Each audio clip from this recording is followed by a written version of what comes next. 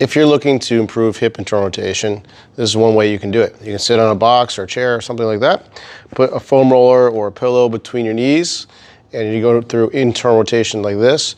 The reason for this is to kind of keep you honest so that your femurs stay in a neutral position, because it's easy to compensate and do that. All right, so gentle squeeze on the foam roller, and I would just go through the full range of motion first, go high repetition on that. You could obviously make this a little more difficult by putting a band around both ankles. I would probably isolate one set at a time instead of doing that.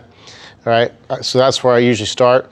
And then if I really want to improve and maintain some of the end range strength, grab a stick. Go out as far as you can first.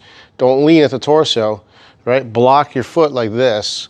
Keep that squeeze there, and then you're trying to lift off just a little bit right there. That really targets the end range. You'll feel a really intense pull up here in this muscle called your TFL. Give that a shot.